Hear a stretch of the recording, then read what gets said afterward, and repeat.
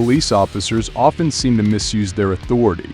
However, the situation becomes intriguing when they confront not ordinary citizens, but covert FBI operatives. Where'd you get this? Federal Bureau of Investigation? A specialist from the U.S. Air Force, who is also a former FBI agent, was stopped due to a partially obscured license plate. However, once the police officers discovered his identity, they began searching for any possible pretext to arrest him. How you doing, sir? Good. All right. What's up? Deputy Troy with the Sheriff's Office. The reason Okay. I'm stopping you is your plate's obstructed. Whatever that thing's got, you got to take it off, okay? Okay. It's got to be visible within a certain distance.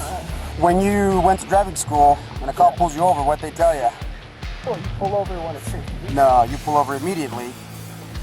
Okay? Let me tell you this. And now, you pull over immediately Sure. because I don't know what you're doing inside this car. Hiding guns, you know what I mean? Officer safety is number one. From the outset, this police officer is in the wrong, and it's clear that he suffers from some sort of superiority complex. There are numerous reasons why it's not mandatory to pull over instantly, such as traffic obstruction and overall safety. However, one should try to pull over as soon as it's safe to do so. If safety is the top concern, abruptly braking and swerving to the side of a road without a hard shoulder is likely not the best approach. Yet, this is not the end of the officer's deceit. So who are you? Oh, I'm I guess I could- out there. Former NDOC, and I used to work security at Harris. Oh, okay. Do you have insurance on this thing? My partner, huh? Do you have insurance on this thing? Yeah. Your partner or what? Now my partner called me. I'm a contractor with Southwest Gas, Mm-hmm. so I got to go in there and get him logged into his computer. No guns inside the car? Nah, no phone. Okay. After asking a few standard questions, the police officer begins to probe deeper, attempting to find a reason to charge him. What do you got right there up front? That's a siren. I contract. You contract So script? some of the work that you require to have a siren. Turn it on?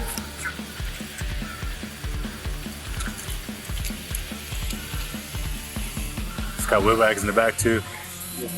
Go ahead and step out, man. No weapons or anything like that? Nah. All right, I'm gonna take you out like this just to check. Okay, go twist that one for me. So you're not like law enforcement, right? You're not a law enforcement officer? Yeah. Okay, so you said you work security, right? Okay. I'm a contractor. Whose car is it? Who? So I'm gonna put these on for now, okay? Because when relax. Might as well take it. The agent finds himself handcuffed, utterly clueless about the reason. He can only guess that it might be due to the lights, as the police officers have not provided any justification for his detention. However, when they discover his employer, the situation takes an unexpected twist. Why haven't you taken the lights off of there? Yeah, I do contract work, so I have to have lights on this vehicle for someone to work. They shouldn't be that color. Yeah, they shouldn't be red and white, brother. Yeah, it depends on who you're contracting with. If you contract with law enforcement agencies, Which agencies do you contract with? the various ways. DOJ. Name some. DOJ? Sure. So you have a contract? DHS. I've worked for DHS, yeah. Okay, so do you have a government ID? I have a contractor ID. Where's that? It's in my, it's my, Where'd you get this? that's the issue. Issue two? Federal Bureau of Investigation badge? I'm gonna read you your rights too, okay? Sure. Even after discovering the agent's true identity, the police officers do not hesitate to overreach their authority and conduct a search without his consent. No guns, right? Yeah. Inside the car? Yeah. Okay. Who, cause, like I said, man, too, money in, put that back in, so I put it in the bag, okay? So the reason you're in cuffs, okay? Unless you're a sworn officer, I know Nevada realized that. yeah, you're not allowed to have red and blues, Sure. right? Because then you Sure. could easily impersonate I'm red. a police officer. Sure. So who issued this to you? My former employer. Your former employer? So you used to work for the FBI at one point? I contracted with the Department of Justice and the FBI and other Here in Reno. Where's their office at, or what? Resident agency. It's off of it's next to Wells Fargo. It's right by the traffic circle. I have no idea where they're at. It's evident that the officers are displeased with the agent's comprehensive responses. As a result, they resort to posing questions they know he cannot answer. in a manipulative and unethical attempt to incriminate him. Since you got the badge, where's your creds at? Where's your federal creds at? I don't need federal credits because I'm not currently employed by the You have an FBI badge. Sure. Okay, I used to be a task force officer with the FBI. Okay, which task force? Yeah. So you know Elkington? No. So when did you work for him? Well, I'm texting somebody right now. If you impersonate a federal officer, you're going to get in trouble for that. Okay. And like I said, with the red and blues, that alone right there, okay? That's what you're in. But that's not an offense in and of itself to have red and blue Yes, lights. it is. And I'm going to show you the To NRS. actually run, you have to actually run those No, lights. you don't. They're in your vehicle, and I must destroy those. Okay? I'm going to pull up the NRS for you. I went through a police officer academy. I know what that Well, is. you might again, but I went. Have they updated the NRS? Let me show you. Have they? Okay. And let's go over here. That way we can get a. So that was issued to you, say, right? That little FBI deal. You didn't steal it or find it or no? Let's recall that the officer's issue was with the lights on his car. They didn't have the authority to search the agent, so rummaging through his pockets was entirely unwarranted and illegal. The specifics of this case are admittedly a bit vague, but it's unlawful for a civilian to display red and blue emergency lights on their vehicle, but this man never did so. When he did illuminate them, he was under contract with an official law enforcement agency. If he only works part-time with the FBI, it would be incorrect for him to identify as an FBI agent all the time, but he never did that. Therefore, he wasn't impersonating an agent in this situation. The officers didn't detain him for committing a crime, they detained him because he could have committed a crime. It's akin to arresting a licensed gun holder because they could use the weapon for a robbery. However, the next case is much clearer and showcases the amusing power trips officers can often find themselves on. I hope I don't see you get your ass whooped on the street, because I'm gonna drive the by, and you can tell your goddamn supervisor and everybody else. On July 16, 2022, the Muskegon County Jail was grappling with severe overcrowding issues.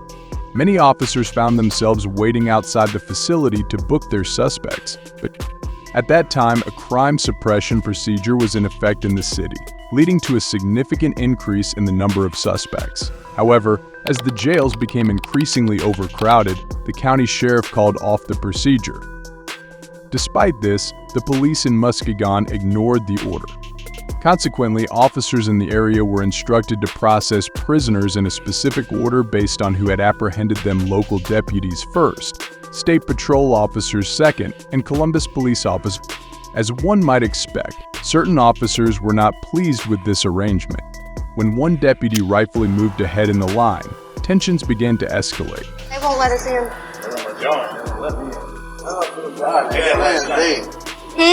Ain't that right? No, you go in there before us, I'm gonna raise hell. Watch this. I'm gonna file a complaint, a legitimate complaint. That is the most unprofessional thing I've ever seen in my life.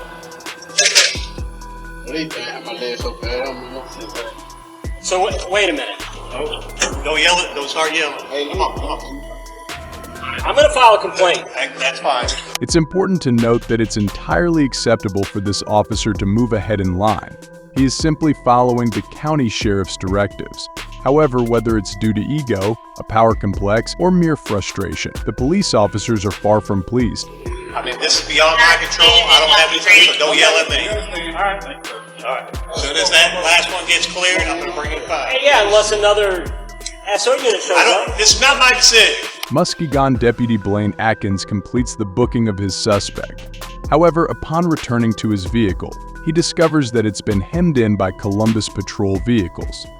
This is the point at which the situation between the officers begins to escalate significantly. Them goddamn supervisors can. I understand. I get that. So I can get the f out the way. All right, so I got a call to go to. I can't go to the call because y'all want to play stupid ass childish games. It ain't because of me, man. I got nothing to do with that. Sarge, I got nothing to do with that. It ain't my goddamn call. Guy that works over there. It ain't got nothing to do with me. Move the goddamn car, or I'm gonna move myself. How you gonna move it, dude? Move the goddamn car, man. Move the car. Why? It's the car. Huh? It's in that park. You're acting like a bunch of goddamn kids, man. Back it up so we don't have to bring it in. Listen, man, I'm only doing what my supervisor told me. I understand. This is ridiculous, and I hate that I'm dealing with this shit. But you're gonna have to talk to the sergeant over there. No, I'll be talking to the chief. Hey, chief, I'm sorry. We got a situation over here. We got CPD won't let our guys out, and they're about to go to blows. I'm asking your CPD officer to back up his car, and he's saying that his supervisor told him not to let him. What's intriguing about this interaction is that the officer informs the Muskegon lieutenant that he's merely following his supervisor's directives.